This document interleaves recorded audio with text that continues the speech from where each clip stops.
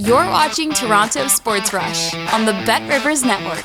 Welcome on into Toronto Sports Rush. I'm Julie Stewart-Binks, joined by EJ Hradek, and we are here to discuss Toronto dropping a 6-5 shootout loss to the San Jose Sharks.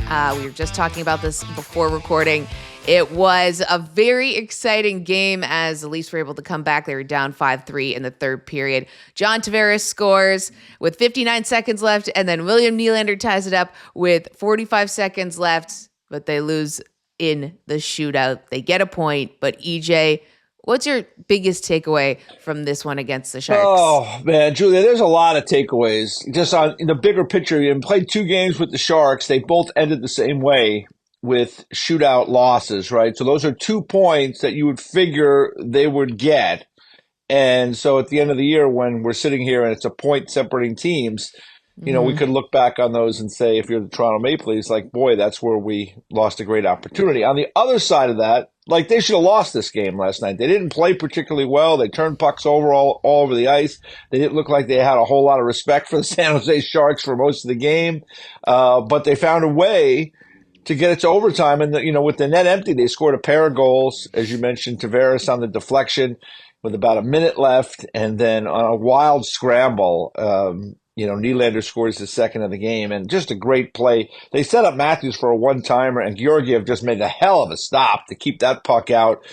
Off a scramble, Matthews gets the puck to Marner, and Marner just – I mean, those three guys, we can say what we want. Leaf fans can be mad that they're not winning or they don't win a Stanley Cup. I get it. But those three players are special guys when they're going, and – that was a terrific play by Marner to just immediately shoot that puck to Nylander, tape to tape, right on his forehand, and Nylander just took a second and just buried it behind Georgiev. And we had a tie hockey game. We went to a crazy overtime with chances at both ends of the ice. I mean, Marner almost won it in the last seconds on what would have been like an all-time game-winning goal. Matthews, of course, as what happens to Austin Matthews, he hit about 4 posts in the game. I mean, I don't know if anyone hits more goal posts than Austin Matthews. I mean, I think he's working on those targets too precisely. Yeah, he's got the wrong target. It's like just a little bit over. In all kinds of key moments, this guy has hit the post, and you know, my recollection. So, at any rate, you know, so the good news is they did get a point.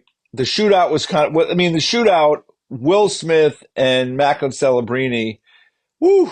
I mean, those guys, they made a couple of moves. Poor Joseph Wall. Joseph Wall had a really weird game. He played very well in the first period, and then he was not very good in the second. He made a big blunder that led directly to a goal.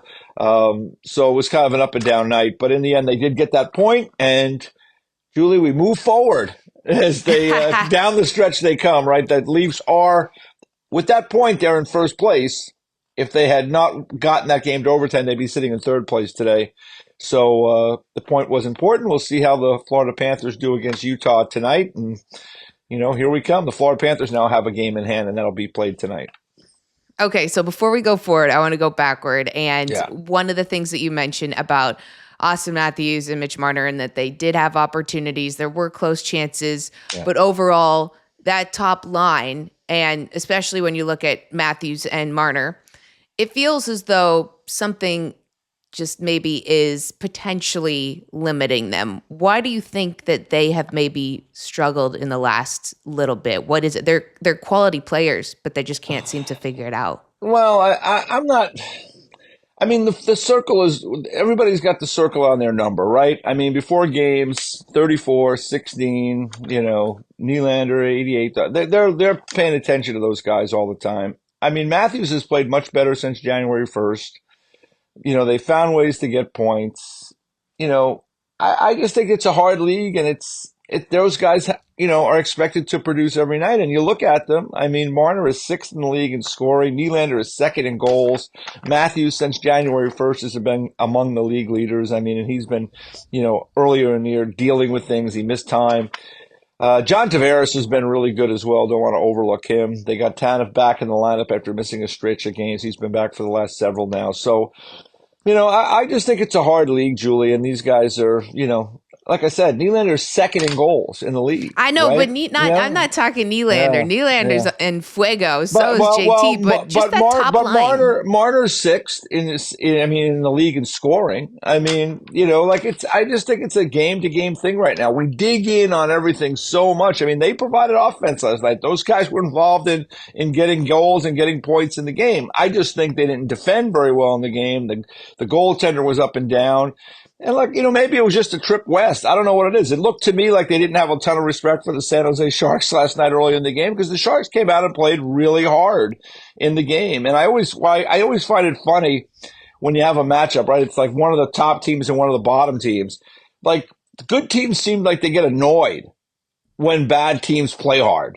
It's like, I almost see it coming off the screen. It's like, what are you guys doing? You're supposed to just lose and go away. And, the Sharks, they played really hard in the game, and the Leafs found a way to tie it. So, I just see this is close games down the stretch, and points are hard to come by, and goals are hard to come by in important games. And, we'll see. They've got the Florida Panthers twice on the schedule.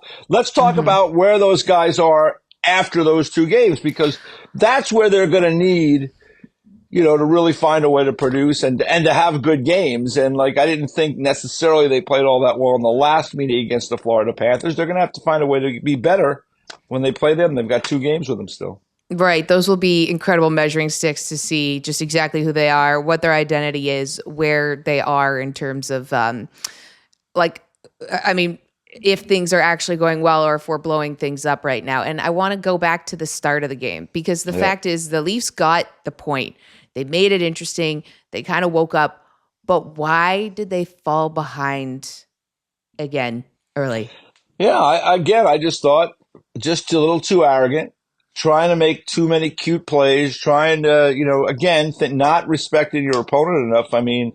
They gave up a shorthanded goal. I think it was Nylander who tried to throw a puck through, a really tight seam, and the puck went the other way, and San Jose went down and scored a shorthanded goal. So, that's just one example, but just too much cheating in the game, too many, risky plays that led to opportunities for the other team. They're plays that you would never make, I don't think, against a team that you had a little more respect for. And, like I said, that to me, I look for those things. I think it shows. And, maybe again, it's a long trip to San Jose, starting a little bit of a trip out west now. Maybe you just didn't have your legs, or you weren't as sharp as you needed to be. They did find a way to rally and tie the game up. But that's one of those things. That's once in a while, right? That happens. You get 2 goals with the net empty to tie the game at the very end. So I just think that they've got to respect their opponent more. They've got to tighten up their game more. This was one of those, strange games that ends up 6-5, right? You're not going to see too many. I think when the Panthers and Leafs play their 2 games coming up, and when the Leafs get in the playoffs, you might see the odd 6-5 game, but most of the time it'll be a tighter checking game with guys making better decisions with the puck. I don't think the Leafs did a really good job of managing the puck, especially earlier in that game, and the San Jose Sharks made them pay for it. Right. They definitely didn't have the puck that much. And of course, when you don't have it, it's going to be extremely difficult for you. When you do look at them overall, when we can go back some of their games, there have been some deficiencies. They have a great record, but when you really look deep down into a lot of the stats, there have been areas where they have struggled. Yeah. If you are Craig Berube at this point in the season, it's go time. You got your horses ready to run. Yeah. They want to be able to get that first place in the Atlantic Division. What kind of maybe adjustments as a coach do you think that he could potentially need to make to be able to maximize what he has? I think they got to fix their penalty killing. Their penalty killing is 16th in the league right now, so it's in the middle. But when I watched them in key moments, and it happened again last night, too many pucks go through the box. Too many pucks go right across the seam in the goal mouth.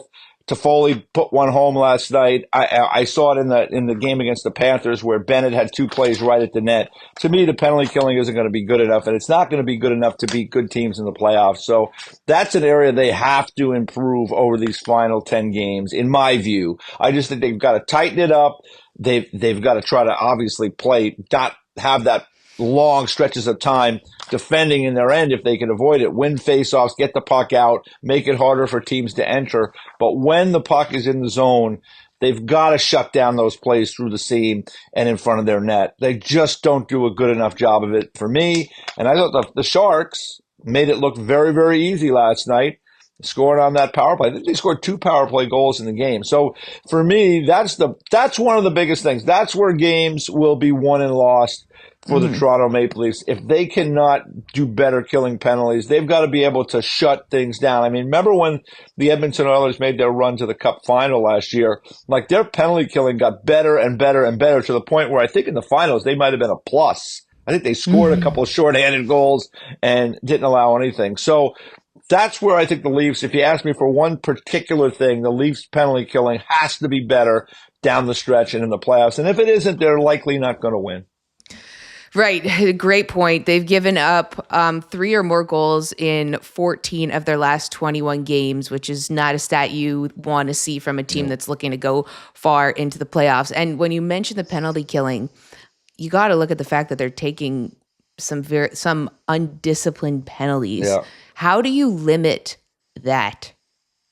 Well, you got to be smarter. I mean, there are penalties that you're going to take, and then there are penalties that, offensive zone penalties, stick fouls where you get your stick in on a guy and you get tied up with them there. You just got to be more disciplined. You got to keep your stick, on the ice, stick on puck, not get that stick parallel and avoid those kind of penalties. So they've just got to find a way to be more disciplined. Now, a lot of times I always say in the playoffs, it's like, tell me who's officiating the game, because some guys, have a different standard, and there's some games where there's more penalties than others.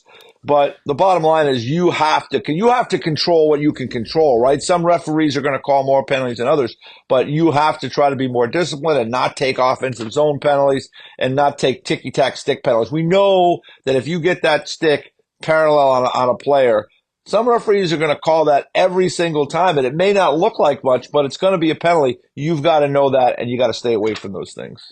Right. And I do think there is a lot of merit in knowing who is officiating a game. As Pierre McGuire and I were talking about the goaltender interference sort of question marks around a couple of the games earlier this week. But there was a positive bright spot in this one, in that we saw Scott Laughton get his first goal for the Leafs. And he looked like an NHL player with this team. He looked like, getting his sea legs.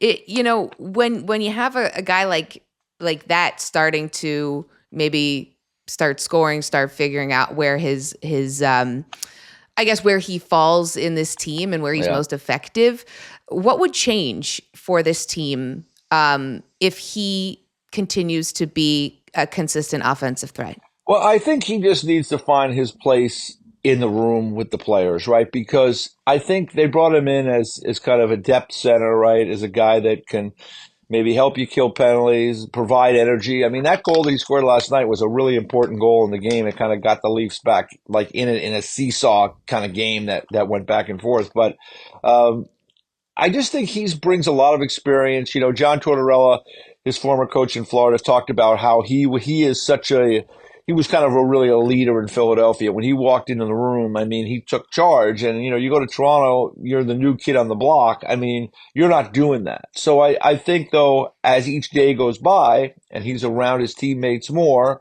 and he finds his place within the team and he scores an important goal in last night's game and he becomes more a Toronto Maple Leaf, he'll have an opportunity maybe to bring some of those leadership skills to the table and be part of that mix, because as Julie, you watched a million playoff games and we've seen Stanley Cups. I mean, you have to have a tight group. You have to have a special bond within that room. And, they got him to be a depth center, but I think also they got him for the character that he can bring to this team. So I think over these, now they're on a road trip, chance to bond a little bit. He had, had an important play. I think those are all important things for Scott Laughton, because again, he's not like a guy that you're going to count on to be a guy that's going to score goals, but he's going to be someone that is a bit player that could have an outsized impact, like we've seen in the past with other players on other teams that are,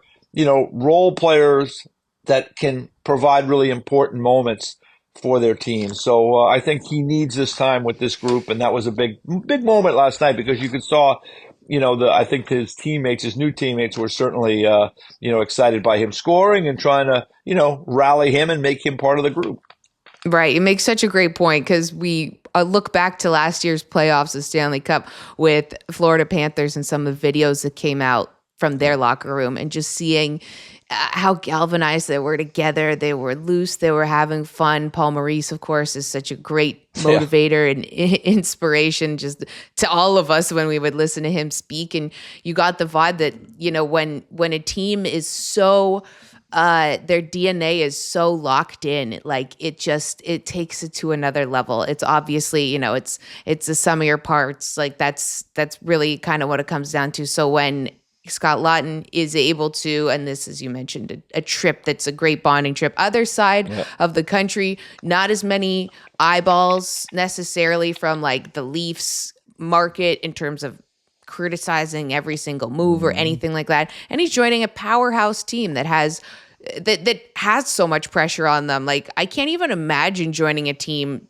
mid-season at the trade deadline when they're trying to get over this like insane historical hump. And it's like that's so much more added pressure. So when you go from this game, we know that they play LA next. That's a Saturday night game, so they have a day off. And we talked about some things they need to work on, but LA Kings have an incredible home record, and they've been doing great this season.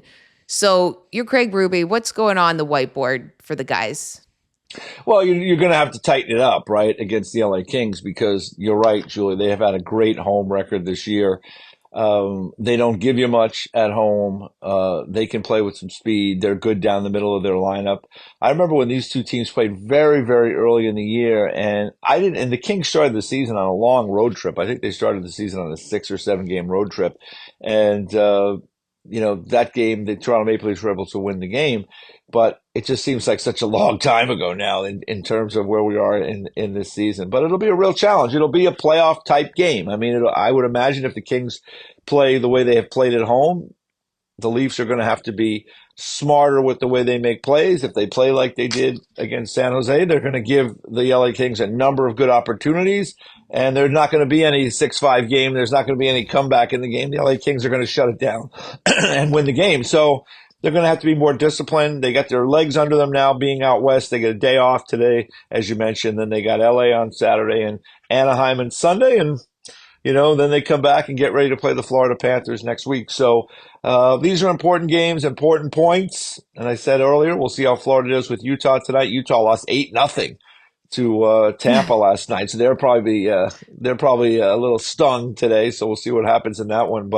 And there's a chance Brad Marchand may play tonight or moving forward. He's getting closer to coming back in the lineup. So. I expect this will be a test for the Leafs in LA, and we'll see how they make out. And then they've got to bounce back the next night on short rest and play an Anaheim team, which is a team that is a young group, that's a better than you expect team that can get good goaltending. That will be a difficult challenge as well because, they're playing 2 games in a short period of time. Right. And you're not really sure what to expect against a team that's a young team that's not in a playoff mix, but as we saw with the San Jose Sharks, they can really strike you hard. You can't take anyone. You have to take everyone very seriously. Yeah. So before we go, just if you can give us sort of your, pulse on the Leafs. What are things that you think maybe are being overhyped in a negative way? And what are things that you are confident about this team in, and kind of just like maybe out of 10 being the highest, 1 being lowest, where you think the Leafs are right now in terms of like their ability to be the best they can be? Well, I think I would say they're probably around a 7 right now. I mean, I think there's room to get better. Obviously, they've had a good year. They're among them one of the better teams in the league in terms of points, and they're sitting atop the Atlantic Division, which is where they hope they'll be sitting at as we get ready for the playoffs. But, I just think it's such a long journey, Julie. We've been doing these reports, and doing the Toronto Sports Rush, updates all year, right? All year. So it takes us from, October all the way to where we are now here in late March. And it's a reminder about the length of the season and the ups and downs and the storylines that come and go. And, here they are now. This has been this long journey over months. And now you're trying to, you're coming down the stretch, but really all you're doing is coming down the stretch to the end of the season. And then you're hoping 2 months worth of playoffs. So, there's been all the talk about, Matthews with an injury and now he's playing better. There's always talk about those big 3 or 4 players on the team. They've added some players this year. Tanev has been a good fit to their team. The goalie story. I mean, that's one of those stories that everybody's going to beat that to death in the next 3 weeks about who's going to start on game 1 of the playoffs. To me, whoever's in there has to play well. And Wall didn't play all that great last night. He had some moments. Stolarz, I would imagine, will get the next one against LA. It's really going to be how those guys play down the stretch. It's a pretty simple answer for people, yet they're going to debate it over and over and over and over again. Because no one has taken control of it yet. The reason that no one's taking control of it is because Stolarz missed 2 months, right? He was in control of it. And he missed 2 months, and Joseph Wall got healthy, and then he took control of it for all. I think both guys have actually taken control of it at different parts of the season. So I guess people will talk about it all they want. We will watch these last 10 games. Craig Berube will watch these last 10 games and their management, their coaching staff, and they'll make a decision about game 1. It's just, to me, it's just going to be who is going to be playing better and giving the team more confidence down the stretch. I think that's the answer. People want me to say it's Joseph Wall, it's Anthony Stolarz.